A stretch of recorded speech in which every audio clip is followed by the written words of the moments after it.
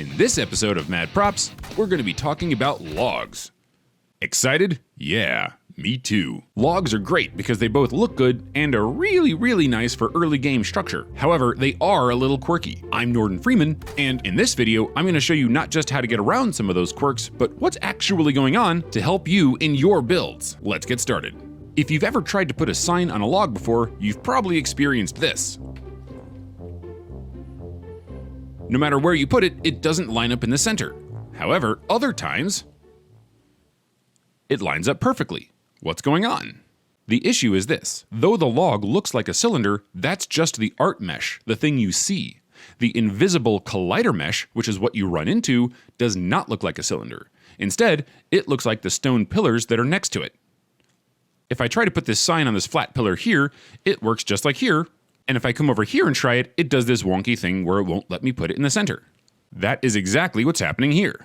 Luckily, the fix is pretty simple. If you build a log, and then go to put a sign on it, you'll notice the sign is rotated. That's because that's the orientation of the collider mesh. To fix this, you simply rotate this the way you want the sign to face. Of course, it doesn't work, but then you delete the log, go back in, put a new log in, and now it'll be oriented correctly. If you get this joke, you're amazing. And I love you. This next hack doesn't come up very often, but when it does, this could be very useful. Let's say you build a pole, and then later need to have two half poles there instead. Well, what you might normally do is simply put in the new poles in the same spot. But now, the problem is that these half poles and the full pole overlap completely. What that means is that it's not going to be an easy task trying to delete one or the other. So, we can use what we just learned to help. Let's start again.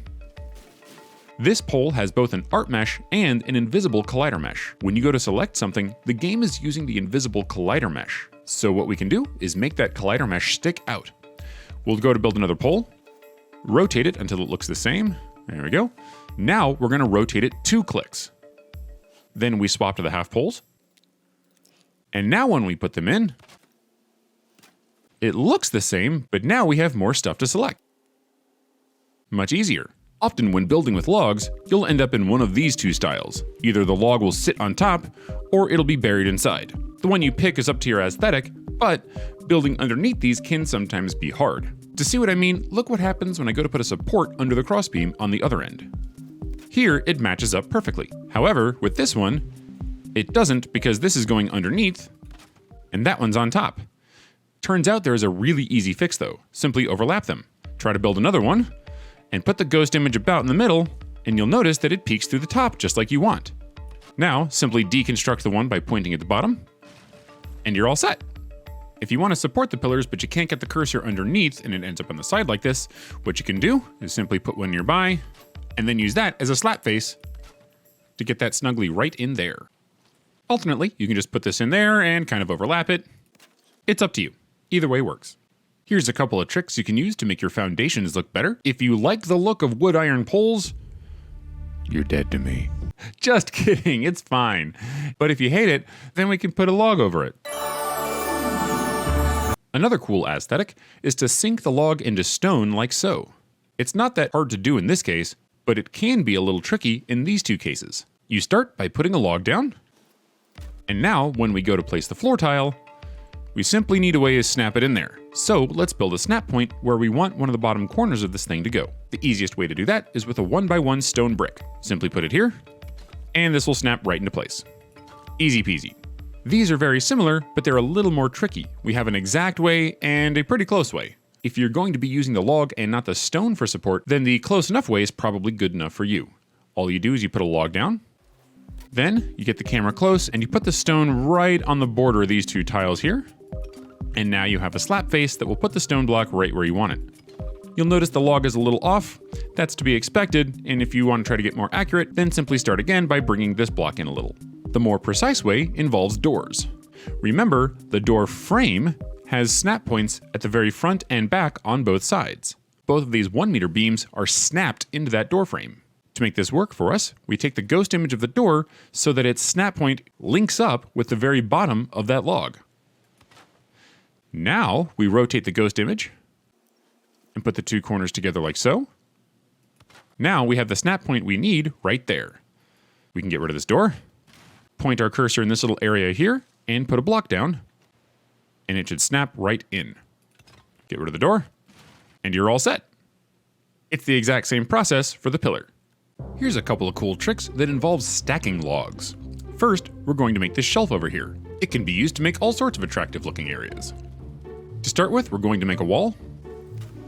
We'll put the first shelf on the floor, and then we'll just stack the logs cabin style.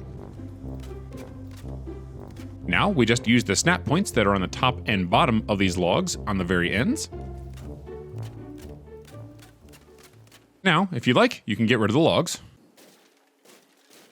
and you have a nice set of shelves.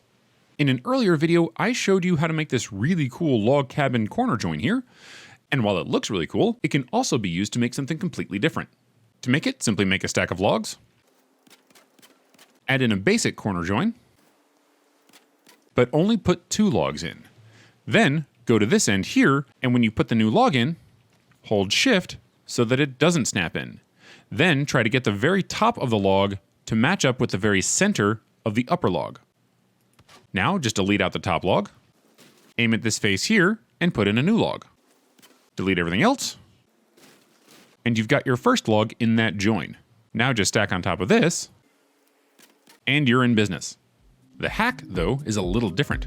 What you can do is use those as snap points for a staircase like this. Normally when you go to build a circular staircase, you have to be a bit janky with it. You put a beam down for the first step,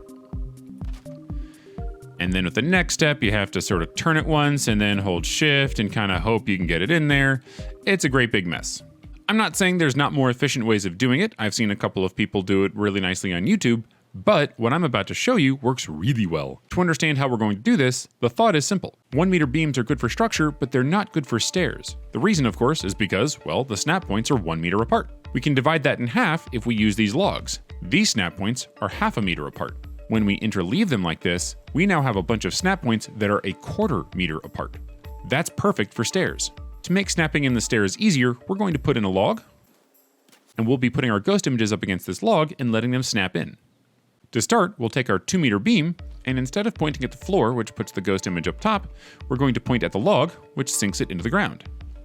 We simply rotate 1 click, go up a little bit, and it snaps right in. Rotate it once more, snaps right in. Rotate it once more, snaps right in. And there you have it, a very quick set of stairs. One thing to watch out for, though, is that these stairs are a little uneven. The reason is that I probably went up a little bit more than halfway when I offset these logs. If that happens, just delete the offset logs and try again, and eventually you'll get something that's very nice and even like this. In a lot of my builds, I like to make little storage areas where I have spare wood stored. Putting layers of round pole fences and stake fences look pretty good in these little storage areas, but you can also stack logs and make some of them look like they're being split. To spice it up even more, you can put axes set in chopping blocks, or battle axes set in item stands, in ways that make it look like a tool was left there while you were chopping it. Doing it is relatively simple. First, you throw down a workbench. That allows you to put down a chopping block. Now you can get rid of the workbench, and because the chopping block is down first, now we can put down a bunch of logs and surround it. Simply hold Shift, and now you can put in a log here, and a log here, and a log here. How you put the logs down is up to you, but you just generally want to bury it somehow. For the battle axe trick, simply put down a pole, put an item stand on the pole, put the battle axe on the item stand, and now put a log where it looks like it's going to touch. Now we want to get rid of that item stand because we only want to see the axe, not the stand. So what we'll do is we'll put a temporary log down to support the item stand, and then we'll put a permanent log down to engulf it. It looks like this. Put that right there. That allows me to delete this log, and it stays up. Now I come in here with the final log, and I do something like that, and I can delete the temporary log out. And while you can see a little bit of the item stand peeking out, you can adjust the log I put here to try to get rid of it, or put other stuff in there. It's up to you. As a last little hack, you can use the adds adsy something. And the chopping block to surround wood piles that you would make in the miscellaneous menu. Right there. It uses the same coloration and texture, so they go together really well. Burying the chopping block in there is easy. Put down a workbench, put down the chopping block, and overlap it with wood. All done. And that's going to wrap it up for this video. My challenge to you is to figure out how I buried that chopping block inside the counter like that. If you liked this video, please click like and subscribe, and I will see you in the next one.